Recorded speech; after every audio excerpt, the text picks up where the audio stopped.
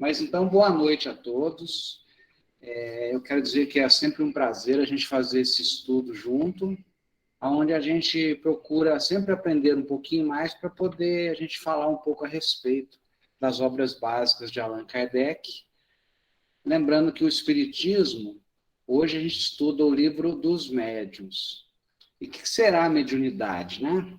A mediunidade é essa possibilidade que já existe bem antes de Kardec, que sempre existiu, que é essa comunicação entre os dois planos. Só que somente com o advento do Espiritismo que houve um critério, que houve uma disciplina com a razão, né, que veio através da codificação de Allan Kardec, que é uma codificação que veio do plano espiritual para nós. É o momento correto que pôde acontecer isso, o momento da humanidade. Então, eu vou apresentar o livro dos médiuns. Primeira parte vai falar sobre o maravilhoso e o sobrenatural. E os itens 7 e 8. Milagres acontecem? Deus faz milagres? No que se assentam os fenômenos ditos sobrenaturais? Como a doutrina espírita os explica? E Jesus, ele produzia milagres? Eu espero que ao final desse nosso estudo, que a gente possa ter essas respostas. Ao final do nosso estudo, se a gente consegue, pelo menos, raciocinar essas questões, né? Porque o Espiritismo não é uma doutrina que ela nos traz a imposição do aceite daquilo que a gente estuda. Tem que passar pelo crivo da nossa razão para, então, através do entendimento raciocinado, a gente possa, então, assimilar aquela informação. E ainda eu digo que é melhor a gente negar, né, isso foi eu que disse, né, uma verdade, do que aceitar, ou melhor, a gente negar 99 verdades do que aceitar uma mentira. Então, o que é milagre? Isso eu tirei do dicionário, tá, gente?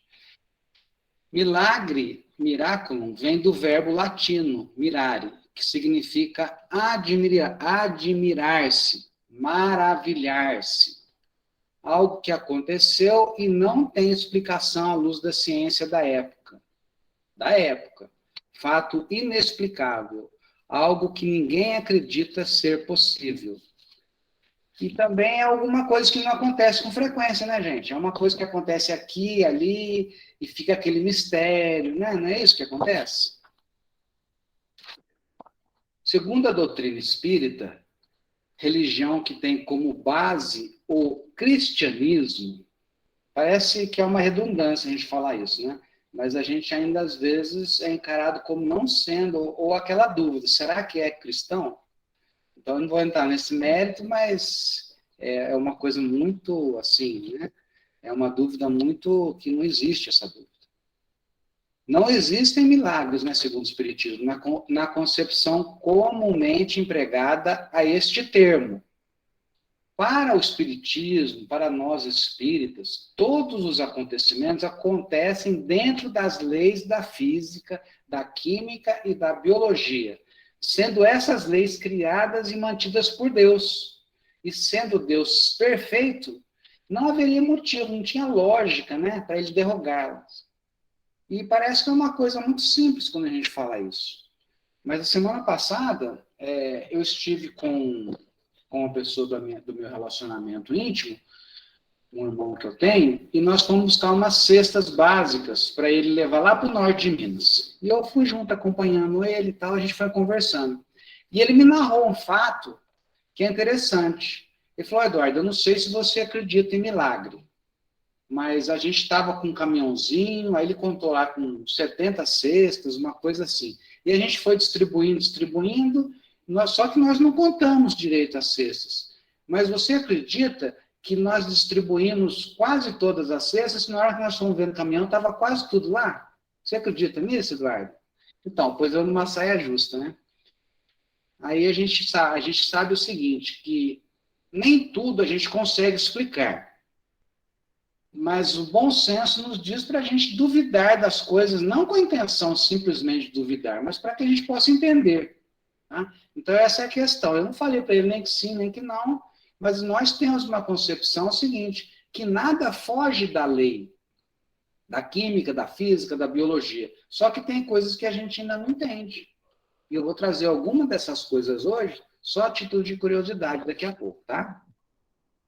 E essa frase de Chico Xavier: o milagre é sempre o coroamento do mérito, mas nunca a derrogação das leis naturais, que funcionam igualmente para todos. Olha que maravilha! Chico Xavier, hein? Então quer dizer que o milagre, quando ele favorece alguém, ele é o coroamento do mérito daquela situação. Existe o mérito, mas não há a derrogação das leis. O que acontece é que nós não sabemos todas as leis, tá? Mas elas funcionam para todos, mas tem que ter o mérito. O mérito não é para todos, é para alguns, tá? Chico Xavier, do livro Dicionário da Alma.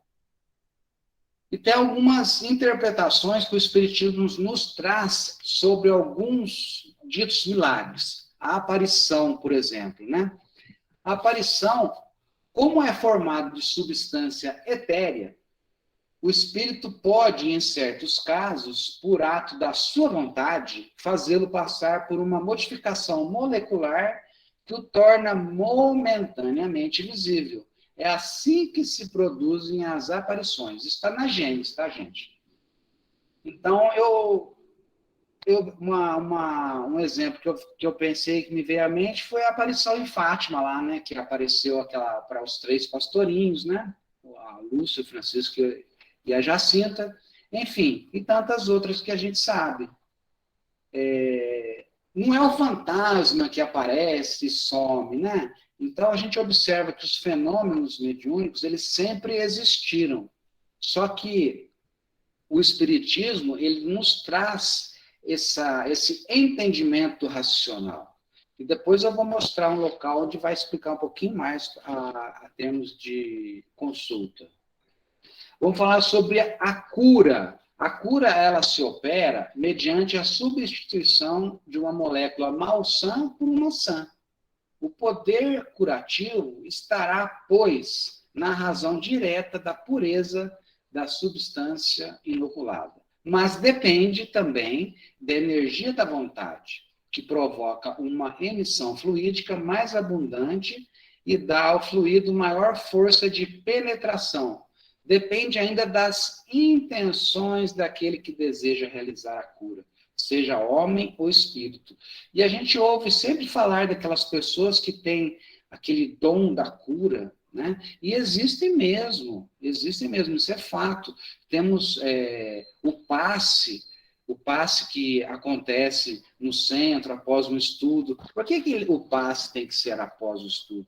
Para haver uma preparação do paciente para que ele possa receber também aquela cura, né?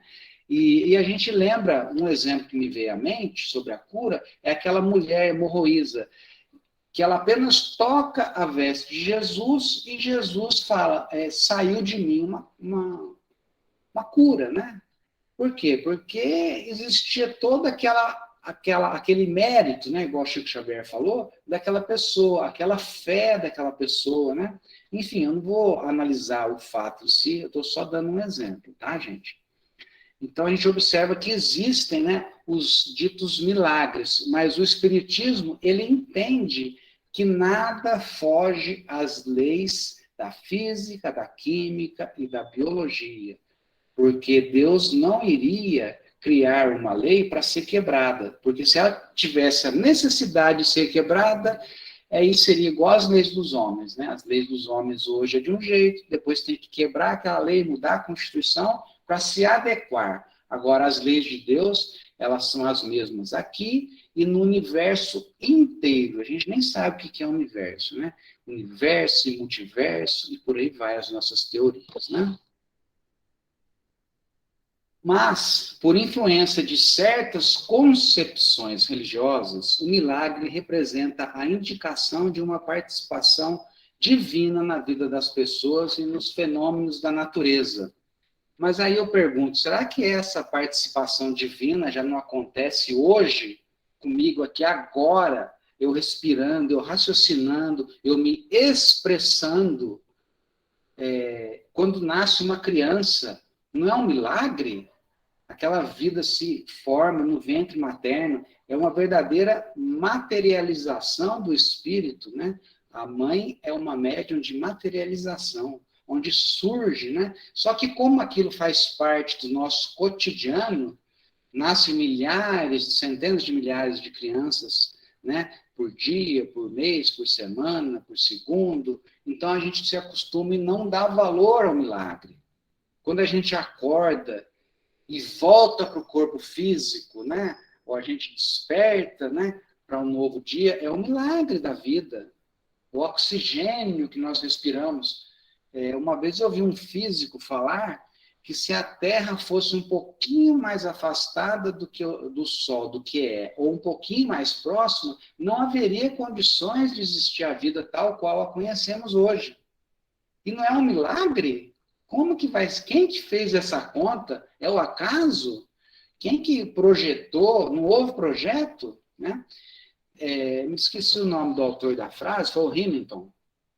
Ele falou que a chance, eu não tenho certeza quem falou a frase, ele falou que a chance de o universo ser obra do acaso é a mesma de a gente pegar uma infinidade de letras, jogar para cima, ela cair e formar um dicionário. Seria a mesma probabilidade, ou melhor, seria mais fácil acontecer isso com as letras do que acontecer tal qual é o nosso universo que conhecemos, né? Então, em razão desse entendimento, milagre também se refere a um ato ou acontecimento inexplicável, no momento, caracterizado por uma alteração súbita e fora do comum das leis da natureza, na qual Deus manifesta seu poder. E são as outras religiões que acreditam nisso, né? Igual esse meu irmão, ele acredita que Deus ele pode quebrar as leis da natureza para ele poder, né, ajudar uma pessoa mais necessitada, outra, né? O que dá grande relevância aos milagres é justamente essa sua origem sobrenatural e a impossibilidade de serem explicados naquele momento, tá, gente? Então a gente observa que tudo é questão do momento, do entendimento que existe no momento. Essa foto aí eu trouxe, eu peguei na internet, lógico, né? Hoje a internet é o grande milagre, né? Que nos ajuda aí, né, pessoal, a fazer essas exposições, esse trabalho, etc, né? Porque, pensa bem, antes a gente tinha que procurar nos livros, ficava mais difícil, né? Enfim, esse é o São Cupertino.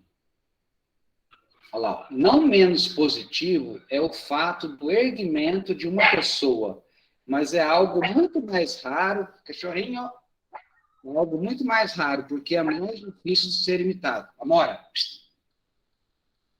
é sabido que o Sr. Home se elevou mais de uma vez, eu vou falar quem que é esse Sr. Home, mais de uma vez até o teto, dando assim volta à sala. Dizem que o São Cupertino, depois ele foi canonizado, possuía a mesma faculdade, não sendo o fato mais miraculoso com este do que com aquele, ou seja, com o Cupertino como com o Cupertino, né? Com o Home ou com o Cupertino. Aí tem uma explicação aqui que Kardec nos traz, né? Se a gente procurar na Gênesis, essa é a explicação dele, né? No capítulo 14, fala sobre os fluidos, e lá existe a explicação de como que isso pode se efetivar. Eu não vou entrar nesses detalhes, porque não é o nosso assunto de hoje prioritário, mas lá existe uma explicação racional de como que acontece isso, né? E depois eu trouxe de uma revista também, Edsense. Estaria o século XXI pronto para confrontar o fenômeno destruidor de paradigmas, a levitação? Então, nessa revista de dezembro de 2015, diz o número aí, traz um artigo interessante de Michael Grosso sobre uma figura lendária da igreja, o Santo Cupertino. Ele nasceu, ele foi canonizado em 1767, ou seja, foi canonizado. E ele nasceu em 1603 e desencarnou em 1663. Então, após o desencarne dele, ele foi canonizado, né, virou santo, né, para a Igreja Católica, e até hoje é adorado por seus fiéis, que vem nele uma das 200 derrogações ou suspensões, né, das leis naturais por obra direta de Deus, que a igreja conta entre seus santos. Mas por quê, né? Então, eu vou falar um pouco dele aqui, ó. O Cupertino, ele tinha a incrível capacidade de levitar, igual na foto ali. Fenômeno que ocorreu por 35 anos ininterruptos, até o seu falecimento. Antes da manifestação do voo, ele caía numa espécie de êxtase, conforme, né, era descrito, né? E o mais difícil é desacreditar os milhares de testemunhas que viram, ou seja, isso aí era uma coisa que todos viam, né? E por isso que ele foi transformado em santo, né? Ó, as evidências, né, da sua levitação tinham um peso ainda maior, porque durante a Contra-Reforma Protestante, a Inquisição, né, a famosa Inquisição, né, ela chegou a prender ele, porque ele começou a atrair muitas pessoas, e as pessoas, quando viam milagres, querem cura, né? E isso aí foi registrado ó, lá em Grotela, Nápoles, Roma, Nardo, ou seja, é um fato, porque a igreja não ia fazer isso, né, para querer difundir uma coisa que ela queria esconder, né? Além da citação acima, Kardec mais de uma vez comentou sobre a descrença e o escárnio, que sempre acompanhava, né, os comentários a respeito de Cupertino, na Revista Espírita de outubro de 1859, no artigo Os Milagres, Allan Kardec escreve, né? Para Allan Kardec escrever, né? De quantas graçolas não foram objetos as levitações de São Cupertino. Tal fenômeno tem a mesma causa dos médiuns Home e Mirabelli, aí diz as datas de nascimento aí. Por exemplo, que realizaram levitações no século XIX na Europa, né? O Home, e no Brasil, o Mirabelli. E eu trouxe aqui uma biografia que eu vou ler rapidamente aqui para a gente. Primeiro eu vou falar do Home. Um dos mais notáveis médiuns de efeitos físicos da história, o escocês era capaz de sair por uma janela e voltar por outra. Ou seja, ele saía por uma janela e voltava por outra. Um dos mais espetaculares médiuns de efeitos físicos do mundo, Daniel Home, nasceu em 20 de março de 1833. Então, ele era contemporâneo a Kardec, em Courrier, na Escócia. Aos 9 anos de idade, mudou-se para os Estados Unidos com sua tia, de quem dependia financeiramente. Ele era, então, um menino doentio, tuberculoso. Suas faculdades paranormais surgiram cedo, na puberdade. Ou seja, ele conseguia também fazer essas levitações, só que ele não era santo nem nada, tá, gente? Home já tinha visões, além de produzir outros fenômenos, o que desagradava muito sua tia. Ela era muito religiosa e achava que as coisas estranhas que o menino era capaz de fazer não passavam de obra do demônio. Então a tia dele resolveu pedir a 3 pastores protestantes que juntos rezassem por ele na sua casa, né? Vamos, né, dar um jeito nessa situação, né? Mas as orações nunca tiveram um efeito positivo. Pelo contrário, surgiu alguma coisa inesperada. Durante a reza, a faculdade já, né, forte em Home se fortaleceu ainda mais. E uma cadeira começou a dançar pela sala, acompanhada pela mesa. Vocês imaginam a situação, né? 1833 que ele nasceu, né? E com 9 anos, vamos lá por 1840 e poucos, né? 42. Você vê a situação, né?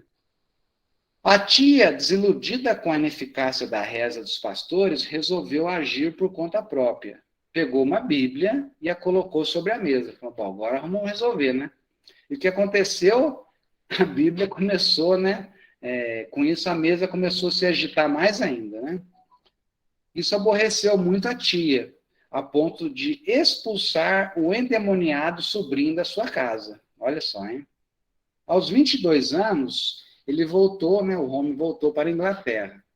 Lá, outros extraordinários fenômenos ocorreram.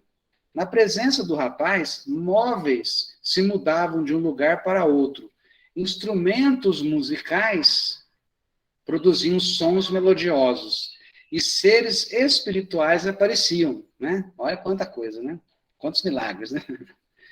Home levitou diversas vezes muito acima do chão da sala. Olha que interessante. Em uma dessas ocasiões, ele saiu levitando por uma janela do terceiro andar do prédio onde estava e voltou por outra. Vocês imaginam, né? Que coisa, né? Isso aqui está tudo na revista O Planeta, tá, gente? E também tinha outras coisas, né? Brasas na boca. Uma das mais extraordinárias façanhas do médium, porém, era pegar brasas com suas mãos e colocá-las na boca. Conta-se que ele chegou a enfiar a própria cabeça na lareira acesa, sem que um fio de cabelo ficasse chamuscado. Certa vez, a toalha que recobriu uma mesa se elevou no ar, sem que pudesse explicar. Aí um lá dos que estavam lá foi lá e puxou a toalha para ver se tinha alguma coisa por baixo, algum fio, alguma coisa, e não tinha nada, né? Além desses fenômenos, na presença de Home, ouviam-se raps, né, aquelas pancadas, né? Materializavam-se membros humanos e até corpos inteiros, que os assistentes das sessões podiam tocar. Então, era materialização, né? Home foi estudado, olha que interessante, por vários pesquisadores. Entre eles, o físico e químico, né, muito conhecido no meio espírita, que é William Crookes, que no fim da vida passou a professar, né, as crenças espiritualistas. Houve muita controvérsia, né, porque ele fazia isso num ambiente, esses efeitos num ambiente já não tão iluminado, e também sempre ele gostava de fazer com as mesmas pessoas, então acabava gerando alguns comentários, né, como se ele estivesse, né, fazendo alguma, né, falcatrua, né. Apesar de suas extraordinárias faculdades, Home nunca se orgulhou delas. Ele faleceu de tuberculose em 21 de junho de 1886, com apenas 53 anos de idade, na França, em Paris. E eu trouxe um aqui de Mirabelli, né? Que é brasileiro, né? Foi brasileiro, né? Nascido aqui no Brasil, né? Vamos lá. Entre os fenômenos que produziam estavam a levitação, o movimento de objetos e o uso de idiomas que o médium desconhecia, que a gente chama de xenoglossia, né? Tivemos no Brasil um dos mais espetaculares médiuns que o mundo conheceu, Carmine Mirabelli, cujo nome foi mais tarde mudado para Carlos Mirabelli, ou Carlo Mirabelli. Filho de um pastor protestante italiano e uma moça católica, ele teve uma irmã 2 anos mais nova. Mirabelli nasceu em Botucatu, em 2 de janeiro, Botucatu em São Paulo, 2 de janeiro de 1889, e morreu em 30 de abril de 1951, né? Na cidade paulista, né? Na capital paulista, atropelado por uma lotação na esquina da sua casa. Segundo um dos seus biógrafos, o professor Eurico de Góes, ele só frequentou a escola primária durante 3 anos, abandonando os estudos para trabalhar no comércio. Naquela época era normal a pessoa, né, estudar pouco, né, tinha que trabalhar, né?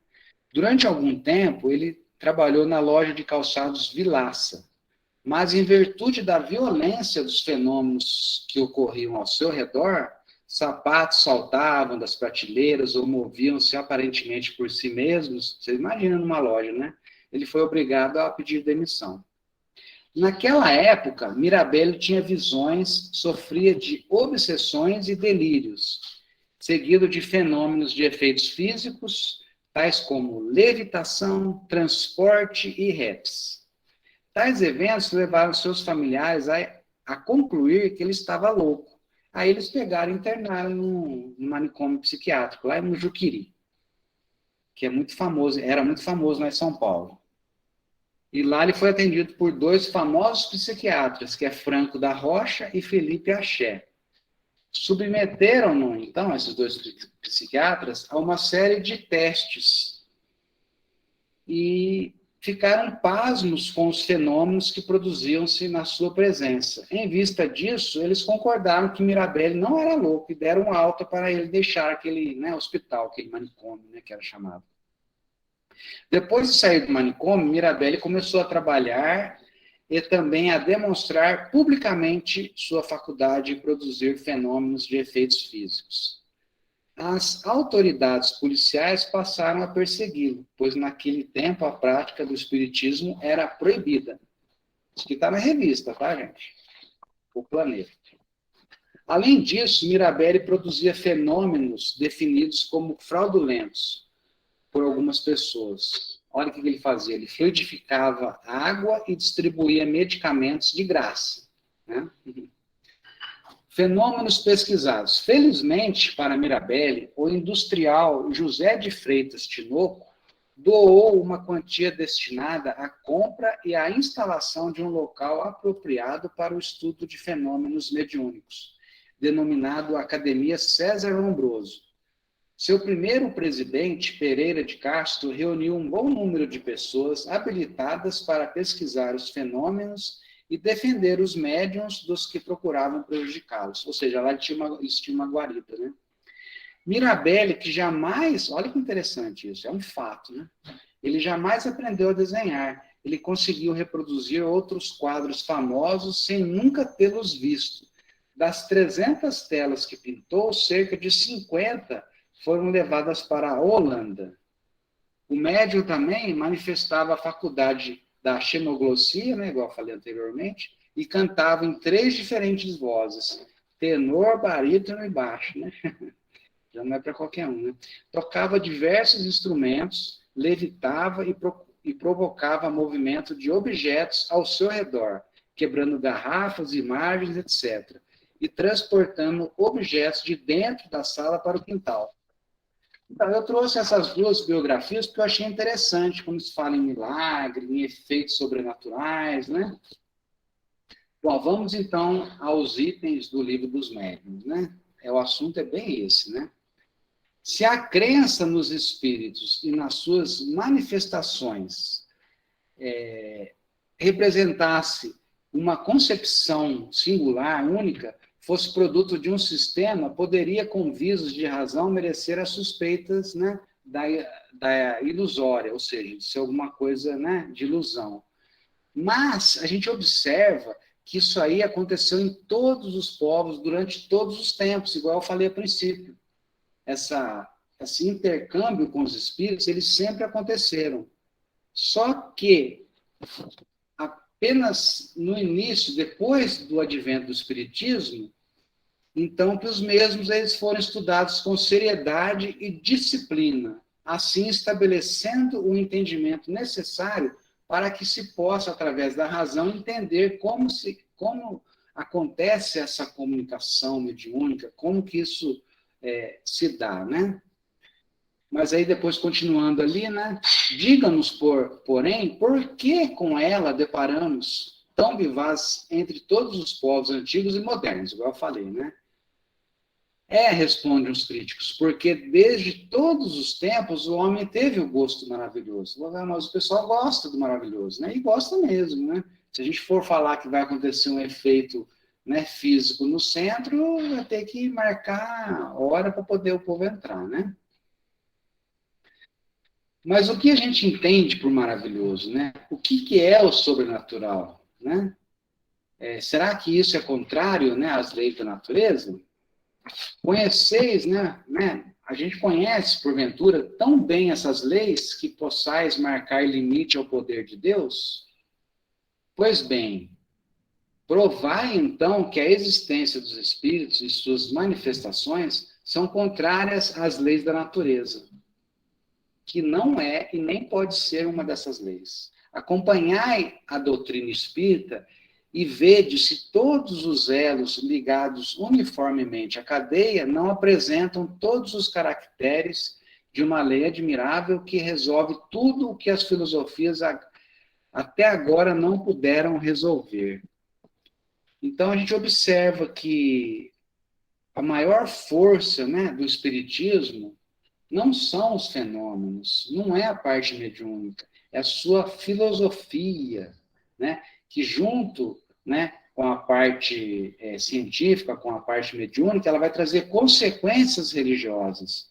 E se a gente observar todo o contexto espírita da obra da codificação de Kardec, ele nunca entra em contradição nesses livros. Então, o efeito é o que menos tem, assim, a grande importância para o espiritismo. Ele existe, mas não é ele que traz a força do espiritismo. Porque não basta os efeitos, a gente tem que aprender, depois dos efeitos, o que acontece. Qual que é o sentido, né? E agora o oitavo, o item 8, tá? Entretanto, objetarão, admites que um espírito pode suspender uma mesa e mantê-lo no espaço sem ponto de apoio. Não constitui isto uma derrogação da lei de verdade? A resposta constitui, mas da lei conhecida. É igual que os exemplos que eu dei ali, dos dois exemplos que eu dei, né? Então, constitui uma da lei conhecida. Porém, já a natureza disse a última palavra? Antes que se houvesse experimentado a força ascensional de certos gases, quem diria que uma máquina pesada, né, um balão, carregando muitos homens, fosse capaz de triunfar da força de atração da gravidade, né? Aos olhos do vulgo, tal coisa não ia parecer uma maravilhosa e diabólica, né? Antes de o pessoal entender como funcionava o balão com gás hélio, que ele é mais leve que o ar, que ele acaba subindo, né? Se alguém falasse, mas isso aí vai contra a lei da gravidade, isso aí é coisa do diabo, né? Por louco houvera passado aquele que há um século se tivesse proposto a transmitir um telegrama a 500 léguas de distância e receber a resposta alguns minutos depois, né? Se falasse isso antes da invenção do telégrafo, ia chamar ele de louco, né?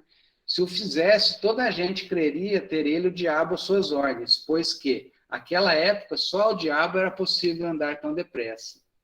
Por que, então, um fluido desconhecido não poderia, em dadas circunstâncias, ter a propriedade de contrabalancear o efeito da gravidade, como o hidrogênio contrabalança o peso do balão, né? Então, hoje a gente não entende, né? A ciência ainda não sabe explicar certas situações que é tido como milagre, né? E o interessante, né, é que a Igreja Católica, por exemplo, ela precisa ter comprovado 2 milagres, né, para poder canonizar, né, uma pessoa a santo, né? Então a gente observa que ainda a Igreja Católica ainda acredita no milagre, né? Isso faz parte do vulgo, né? E também notemos de passagem que não fazemos uma assimilação, mas apenas uma comparação, e unicamente para mostrar, por analogia, que o fato não é fisicamente impossível. Ou seja, o que em um determinado momento é impossível, depois passa a ser possível quando a gente entende, né? Em suma, o fato aí está. Não há nem haverá negação que possa fazer, não seja ele real. Porquanto negar não é provar. Ou seja, o camarada ele faz a levitação, né? O Home, o Mirabelli, o Cupertino fez a levitação e é um fato. Não adianta você negar, né? E também não quer dizer que é um milagre, né? Para nós não há coisa alguma, né? Para o espírita sobrenatural. É tudo o que por agora podemos dizer. Allan Kardec, tá, gente?